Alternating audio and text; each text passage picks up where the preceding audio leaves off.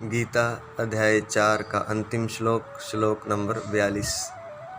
तस्माद् ज्ञान संभूतं रिक्तस्थं ज्ञानासीनात्मनः छित्त्वैनं संशयं योगमातिष्ठोत्तिष्ठ भारत।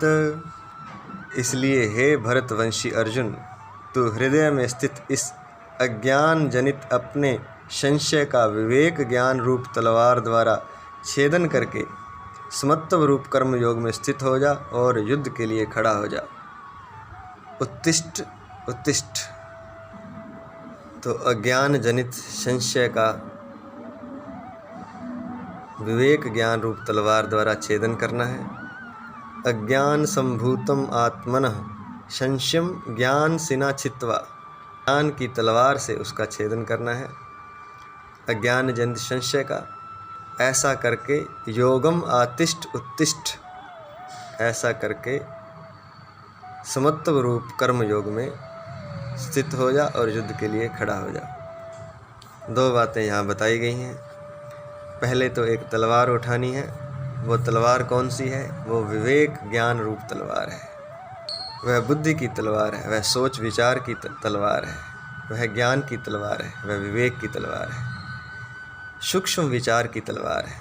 तो गहराई से विचार के द्वारा अपने संशयों का नाश कर देना है, क्योंकि संशय आता है मेरेपन से, मैंपन से, मैं करने वाला हूँ, और दूसरा आता है भविष्य की चिंता से। उसमें भी मैं ही हूँ करने वाला, इसलिए तो भविष्य की चिंता हो रही है। जब करने वाला परमात्मा है तो वो सब ठीक करेंगे अपने आप ही। जिस तरह का कर्म किया उस तरह का फल अपने आप ही मिलेगा, तो संशय का कोई कारण नहीं है। जब हम परम शक्ति को मान करके कर्म करते हैं और ऐसा मानते हैं कि वह परम शक्ति ही फल देती है, परम शक्ति से ही सब कुछ हो रहा है जन्म से लेकर मृत्यु तक, तो संशय का नाश हो जाता है। और यह संशय का नाश विवेक द्वारा होगा, विवेक की तलवार से होगा।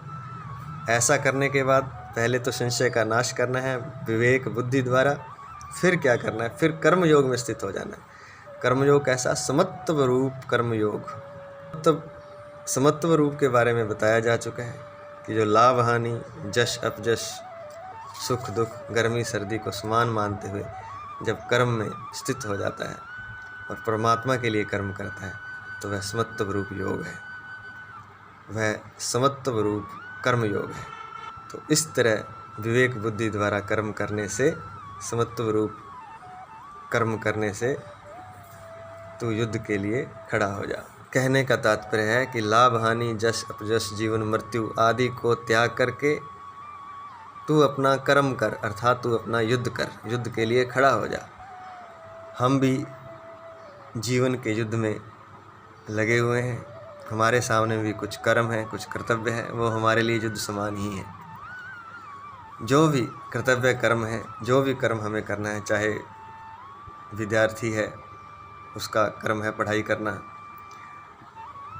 जो व्यवसायी है उसका कर्म है व्यवसाय करना, जो नौकरी करता है उसका कर्म है नौकरी करना। और करना किस तरह से है ये यहाँ बताया जा चुका है। कोई भी कर्म हमारे सामने आए, कोई भी कार्य हम करने चाह रहे हैं, तो चिंता छोड़ करके, संशय छोड़ करके, लाभ हानि, जश अपजश, सुख दुख, गर्मी सर्दी, सबको त्याग करके, सबको समान मानते हुए जब हम कर्म के लिए डट जाते हैं, खड़े हो जाते हैं, तो हम अवश्य सफल होते हैं। और साथ ही साथ हम चिंता से मुक्त हो जाते हैं, और साथ ही साथ हमारा कर्म योग बन जाता है, वह परमात्मा को मिलाने वाला बन जाता है, अगर हम इस तरह से कर्म करते हैं गीता के उपदेश के अनुसार। ओम तत्सदिति श्रीमद्भगवद्गीतासु उपनिषत्सु ब्रह्म विद्यायां योगशास्त्रे श्रीकृष्ण अर्जुन संवादे ज्ञान कर्म संन्यास योगो नाम चतुर्थोऽध्यायः। अर्थात ब्रह्म विद्या और योग शास्त्र नामक श्रीमद् भगवत गीता नामक उपनिषद, जिसमें ज्ञान योग, कर्म योग और संन्यास योग के बारे में चर्चा है श्री कृष्ण और अर्जुन संवाद के रूप में, ऐसा यह चतुर्थ अध्याय समाप्त होता है। जय श्री कृष्ण।